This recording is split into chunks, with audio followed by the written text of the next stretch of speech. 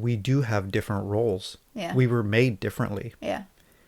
I can't bring what you bring to the table, and you can't bring what I bring Exactly. to the table. We have It's different. neat. It was, God made it that way for a reason. Yeah.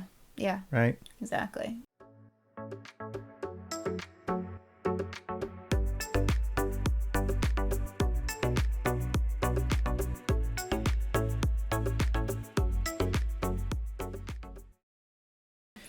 We were talking about influences, negative and positive influences the last couple weeks. And we talked first about the world's influence, social media, celebrities, movies, songs, or music, TV, whatever. And then we talked, I talk with my hands a lot. And then we talked last week about the more personal influences, the ones in Peers, our friends. lives, peers, parents, friends, again, social media, but I don't think that's personal, although we mentioned it. This week, we're going to talk nuclear. Wow. Not that kind of nuclear, not like bombs and chemicals and chemical warfare. Yeah. But anyway, so I want to read the definition of what nuclear family is. For quite some time, I didn't know exactly. Now, definitions are always changing. It's hard to get the original definition. They're always changing them. A couple and their dependent children, regarded as a basic social unit. So I don't like that definition. Let me scroll to a different one. So this one is more closer to the original. It is nuclear family. In its most common usage, the term nuclear family refers to a household consisting of a father, a mother, and their children, all in one household dwelling, all under one roof. So that's what we're talking. Okay. And the importance of it. Okay. Well, and we speak from experience because that's what we are. We're a nuclear family.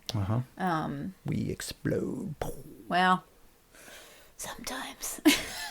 Yeah. Why do you think it's important? What are we going on with this whole nuclear family Why is it thing? important? Like, what are we? Because, so for one, to answer your question, the main reason we live by that, the nuclear family, is because that's what God called us to do. It's in the Bible. So, I mean, it really shouldn't go beyond that, but we'll get more into it. Okay. I didn't research the nuclear family. You don't have to research it.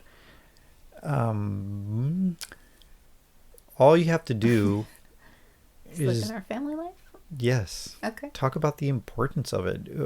Let's put the definition aside right now and not get so technical. Let's just talk family. The importance of family within a household. What I mean, like under one roof, and what I just read. So how that, it's funny is the term nuclear, it makes me think that everything starts in the home. And if done wrong, it explodes. Yes. It explodes. Kind of, if done right, it also explodes, but one is good, one is bad. Okay. It starts in the home and it spreads to, like what we talked about last week, to your peers, and then it explodes to the world. It's what do your children become? Yeah. When they leave the home, or when they're in the home. Yes. What do they become? Yes. If you know what I mean.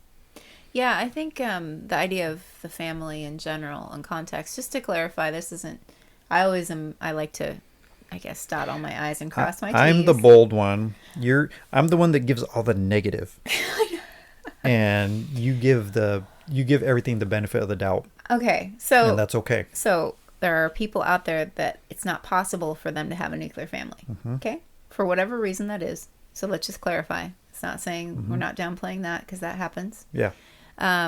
Usually it's, there's issues between one member, or it's not safe for that family to be the nuclear family, or whatever reason. So just getting that out of the way. But for those of us who are in a nuclear family, what we appreciate about it, what I appreciate about having that dynamic in the same household, and I grew up in that same household, and I felt very secure. And I think a lot of people struggle, children especially, when they're dealing with they can still grow up to be well-adjusted adults to whatever capacity they can be in. But for the most part, you're going to children, when the home is separated and all that kind of stuff, they're going to have issues with security. I mean, you can look it up in psychology. I mean, we can not the current, look up the psychology from, a while ago. But like a fatherless home. Yes. Father, the ones that are from a fatherless home, they end up, committing crime, sadly. You know how we've said before, question everything. Yes. Question us. Everything we're saying here today, question it. Look it up for yourself. And when you look it up, look at the sources to make sure it's not biased. Look up the sources, because like I was just trying to read that definition. It's hard. You got to scroll and scroll and scroll to find the accurate information. Mm-hmm. But when you look up stats on fatherless homes, the children, it's usually the son, but I'll just say children, you are way more likely to end up in prison, end up dead, end up in the streets. And so what you were saying a little bit ago, so we say nuclear family, it's usually a mother, father, children, right? And you say sometimes it can't be that way. And I understand that. And I truly understand that. Sometimes it can't be that way. Maybe one parent passed. Maybe there was a domestic abuse situation, right? Yeah. There's all and kinds they couldn't be together, and that's all understandable. But it goes to show you that when that happens, where the children usually end up in life, which tells you the importance of a two-parent home, the importance. A father is needed in a home, and a mother as well. I don't want to. The reason I say that is a father is just important as a mother. And vice versa. Right? And vice versa. The reason I say a father is important, because usually that's the one that's absent. Not in all cases. Sometimes the father raises the children themselves. But in most cases, it's the mother raising the children alone. Yes. And it's not always going to work out for the best. Yeah. And right? That situation is difficult, and you can only do so much with what is going on at that point. But yeah, I think that, the statistics show about that fatherlessness is really a rampant thing, especially in urban areas and in high crime areas, those kinds of things. It's in the details, and I think it goes full circle on that one. Like if you say high crime areas, or neighborhoods or cities or whatever it may be. Yeah. Usually you have high crime. Yeah. Usually you have single parent homes. Yes. And then you're like the chicken and the egg, what came first, right?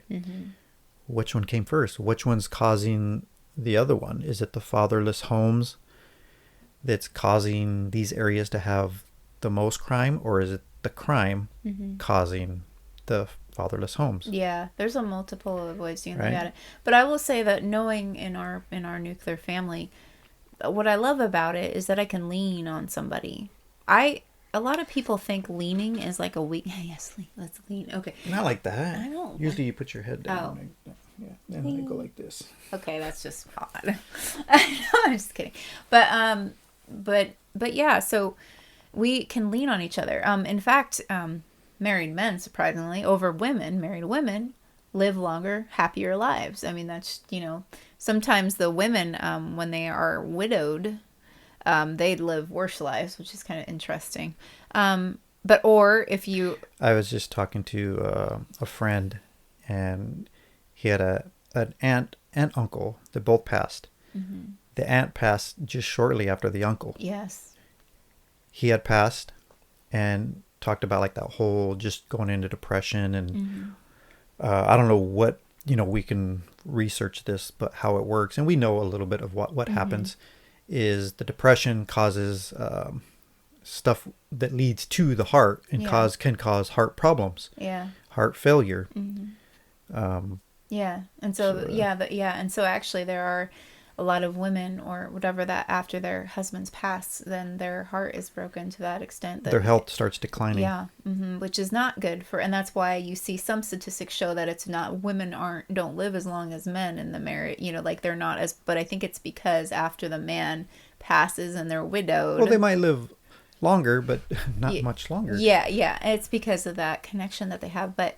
Um, but knowing that we can lean on each other, and that's like, even like if you're a single mom, but you have a good family out, and because of whatever reason, but if you have a good family that is coming involved all the time, with your children, that's really important.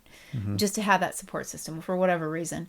And that's a big part of it. It's a It's a support. support system. If you're a single parent with these children, you don't. Always I get mean, your breaks. where are you getting your support from? Exactly, yeah. And I know you're going to have some outside family members that can come in sometimes. Yeah. But you need that immediate support on Yeah. a daily. Yeah.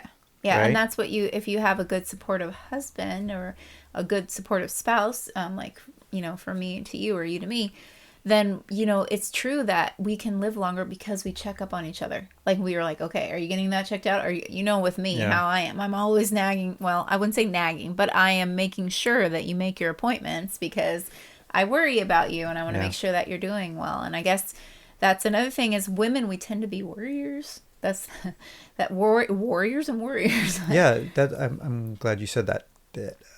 We do have different roles. Yeah. We were made differently. Yeah. I can't bring what you bring to the table, and you can't bring what I bring Exactly. to the table. We have It's different. neat. It was God made it that way for a reason, Yeah.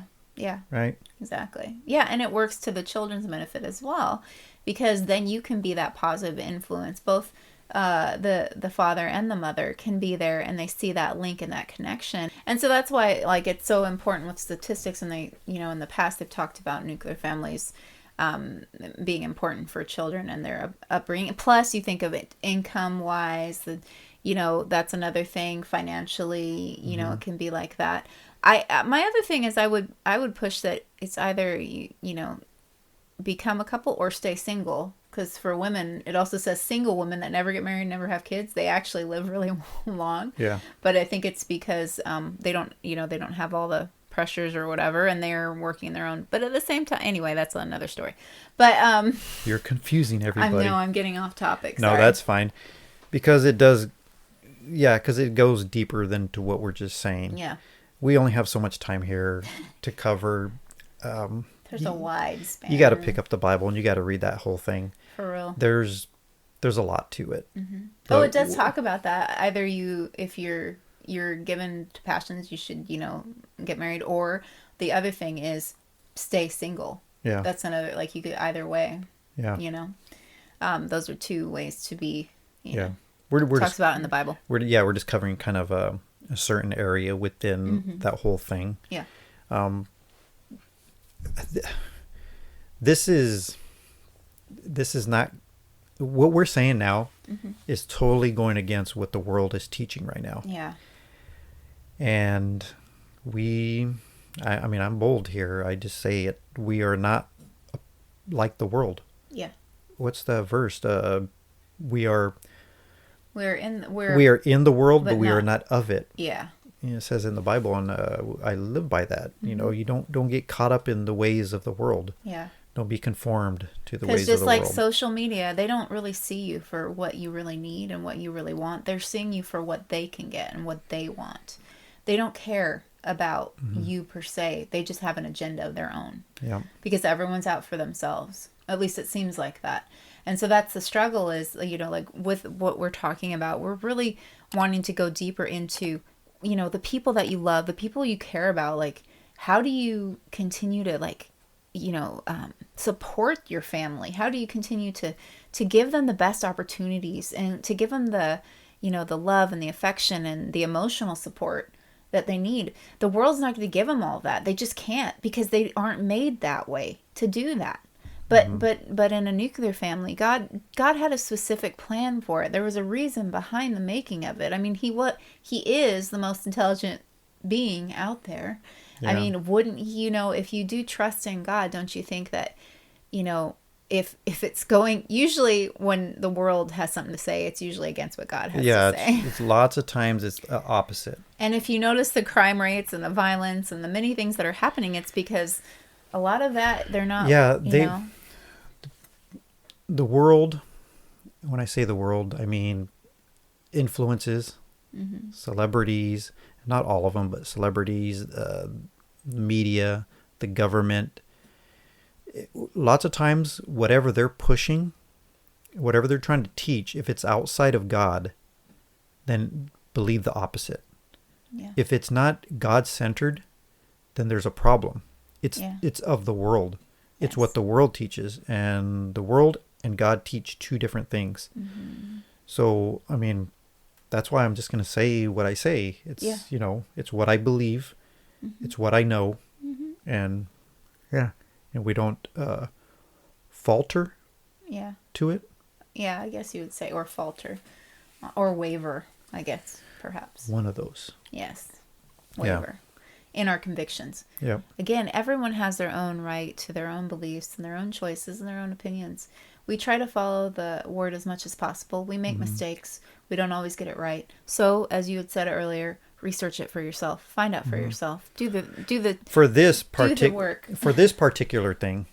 If you're going to research this, if you're going to question us, and it's okay to question us, but if you're going to look into it yourself to see what we're really talking about, is this right or not? Well, the source you got to go for this one is the Bible. Straight to it. Mm-hmm. Because it's the only place you're going to find this. Yeah. No one else is. I mean, there are people out there who are doing good and trying to teach this, what we're talking about. But you're not going to find, other than that, you're not going to find it outside the Bible. Anywhere. There's no cliff notes on this, you guys. You have to go into the word to really get in there. And it's not always easy, once you find, sometimes I think the best way to go into the word of God is to go with an open mind. Don't read here's the issue. We read into things. We have biases when we go in there, and we want to read what we want to read. What is just to justify what we think is right and wrong. But we have to really go in there, look at the whole context, and make sure that we stick with what the word is actually saying. If you go into the Bible, and you're purposely, whatever answer you want, if you want, you're going to get it no matter what. If you want this answer and you go into the Bible, you're going to find a way to pull out what you wanted, which will be a lie. You got to go into it and say, okay, show me. Yeah. Show me. What is it? And let it speak to you. It's like when you go on the Google search, right? And you type in something that you were like, really don't. This. Yes, like coffee. And you're like, why coffee is bad for you, right? And you type that in the Google search, and it's like, and and you're going to get a whole list of why it's bad for you. Yes, exactly. But and what if you got what you wanted? Exactly. I'm going to look up, why is coffee good for you? Exactly. And it's going to give me a whole list of why it's good for me. Yes. So I'm getting what I wanted out of it. And you're getting what you wanted out of it. But we're still not meeting at the same. Yeah. But what's the truth? Yes, that's what Adrian told Rocky. And that's where we go to the Bible and hammer that out and be like, coffee, it doesn't matter. It's not important. What you eat or you drink. You got to go into the Bible saying, what are the pros and cons of coffee? And then go from there. Except it probably won't talk about coffee. Okay. So you're going to have to go in there and say, okay, actually, Lord, maybe this isn't as important as it. Actually, do you want to go into it when you go into the Bible, the pros and cons? Actually, yeah. Yeah, because I thought maybe that's not good advice. But when I think about it, yeah, you want to go into not questioning the Bible, the pros and cons of the Bible. You want to, because then you would have to Google that or something, right? Yeah. Go into the Bible itself, open it up, and say, find a certain topic. Because you can almost find anything in the Bible. Yeah. Any topic. And it'll cover it. Yeah. In one way or another. Go into that topic, say the pros and cons of this topic. And you will find the answers. You got to dig deep and do the research. Right? Did I make sense there? I think you did. We'll find out when we edit this. I'm not editing it. Okay. We'll find out. You're not. No, you aren't editing. Actually, Zion's editing. Our son edits. So what we're saying is what?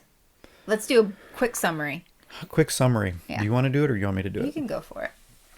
I'm testing you. Can you do it? Get your family right. That's all I got.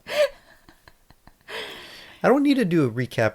You can rewind and watch what we just talked about. Oh yeah. I usually don't do the not words of wisdom, but the final thoughts. Uh-huh. That's usually you. I'm not good at that. I can't do recaps. You usually do the what's it called? Summary. The final words. Yeah. You're a writer. You got a way with words and I don't. So Thanks, dear. yeah. For So why don't putting me on the why don't spot. you that verse, there's a verse in Proverbs Yeah. 22. Yeah. Why don't you go ahead and read that, Yeah. unless you know it by heart, and then we'll explain that a little bit, because that will kind of summarize what we're trying to cover here in these 20, gotcha. 30 minutes. Okay. Start children off on the way they should go, and even when they are old, they will not turn from it. Okay.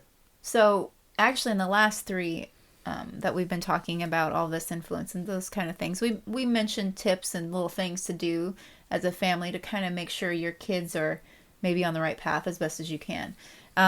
This verse talks about trying to get your children on the right path from the beginning. And hopefully, I say hopefully. Well, yeah, because it says, if you do this, when they're older, they will not turn from that way, from the way of the right way. The right way. Yes. Okay, I don't know if you're going to say this, but for a long time, I thought that meant that they would not, whatever it says, they would not turn from that turn path from when it, they right? get older. Yeah. Mm-hmm. And I guess that's not the case. Well, I just know from examples. Because it's a proverb. It's a proverb. So a proverb is a wise saying. It's a saying. It's not a promise. Now, there are promises in the Bible. There are. But it's where Proverbs is known for its wisdom. Exactly. And so there are some things in there. If you look at other proverbs, you're like, oh, that's great. If you do this, this will happen. But again, people see it as a promise, but it's actually just a wise saying. It's an advisement of, hey, if you do this, I would say you could say they're more likely not to turn away from that. You might be able to say it that way. And I know that a lot of people, even, for the longest time thought, oh, well, if I train them the right way, then they're not going to depart from, they're going to stay on the right track. But the problem is... You know what happens, though, people who think that? That when they do, those children do kind of fade away from that, whether it's permanent or for a time, they're like, what did I do wrong? They blame it on themselves. It says, the verse said. So is it lying to me? Yeah. And then you'll get into a lot of trouble. Because you see it, we've seen it in the past as a promise, but it's just a wise saying. Because I know many people that have trained their children and kept them and loved them and, were, a parent and a friend to them very well. And yet those children still did their own thing and strayed from the path. And the parents never knew if they found their way back or not. Because of what happened. But like what we talked about last week. But there wasn't, with teenagers, they do their own thing for a while. Have faith, keep praying for them. What you taught them a long time ago they're not going to forget that. Yeah. And sometimes they will come back. Yes, sometimes, yes. Yeah. But not to be disappointed and be like, oh, but what did I do wrong here? And I think knowing that and finding that out for myself kind of later in life from, just a awesome Bible study that I do, realizing that is such a relief, because I'm like, dude, even if I screw up, it's not giving me an excuse to screw up, but as a parent, but it's helping me think, you know what, I'm going to do the best I can and raise my child as best as I can in a loving way. And if they still may stray or go off, it's their choice. That's the whole point of free will. You have a choice to do something and we are not in control of that. We don't have control over what our kids do all the time. We just don't, And God also gives us free will. That's the whole point, yeah. He's not controlling. He doesn't... We'll get into this some other time. People will say things like, well, if God was good, why would he let this happen? Or there's a lot of popular sayings out there, but it's not always... He didn't let it. He allowed it because you do have free will. Yes. And had you not, it's like you're a slave. You know what I mean? You're a robot. Yeah. And that's not what we are. We just like parents with children. Yes, we don't have total control as much as we think we do sometimes. And one crazy event can show that we don't really have all that much control. Yeah. And so I think it's heartening to know that, we don't have all the control, but we do know someone that has a lot more than we do. Carries a lot more weight. And so, yeah, so our whole talk was train them in the way they should go, the children, so they won't depart from it. And so what we're trying to do is on our own as parents, work on that. Get to know our kids. Be more the influencer in their life. Be the one they turn to when they're struggling with things. I mean, when we have that kind of influence in our child's life, it's amazing. It's an amazing relationship, amazing thing that they can pass on to their children, realize that when we do this with our children, that we honestly are planting a seed for future generations. It's not just short term, thinking long term. Our choices that we make now can help them make good choices later on. Yep. And that's pretty incredible. So we'll get out of here. But I was thinking right now, I want to clarify when I said that God He doesn't control us. Just like we don't control our children and we think we have control and we don't. God does have control. He controls everything. He controls the universe. He controls every little fiber being of our lives. Mm-hmm. But what I meant is He doesn't control us in a way where we don't have free will and choice, mm-hmm. Right? Yes, it's very I didn't want to mislead anybody on that. I'm glad you clarified. So anyway, that was intense. That's it for this series. Yes. I don't know what we're going to bring next week. We'll see. Maybe something goofy. Yeah, we'll just have a total fun one, yeah? Yeah. Okay. Funny, goofy, I don't know. Anyway, so why don't you take us out with that same verse? Take you out. Yeah, take me out. All right. Remember Wait. You. I was trying to put something right there. My bad, I wasn't. Okay, no, go ahead. Just a recall on this. It is not a promise. It's a wise saying. Now you can... No, you know what? I want to say one more thing. Oh, no. I'm just kidding. So I told the viewers to check out the Bible, right? Yeah. Now, let's say you're not ready to read the whole Bible, because it is a lot. It's a big book. Actually, it's 66 books within a cover. But if anything, if you want advice, just straight up advice in any situation in life, you need advice, go to Proverbs. Yeah. Proverbs is the most wisest book in the Bible. Mm-hmm. And you can learn a thing or two, or three, or four. And supposedly it's written by the wisest man. Yeah. Solomon. Well, yeah. So, actually, it's actually written by God, inspired, but you know what I mean. Yes. Yes. No confusion. Yeah, I'm getting a little Christianese talk in there. Yeah. Sorry, folks. So now, let's do this. Okay. Words of wisdom. Woohoo. All right, here it is. Proverbs 22:6. Start children off on the way they should go, and even when they are old, they will not turn from it. Thanks for watching. If you like this show, hit that free subscribe button and share this video. We are on Facebook and Instagram. Also, check out our full-length podcast on Spotify or wherever you get your podcasts. The links are provided in the description below. Thank you.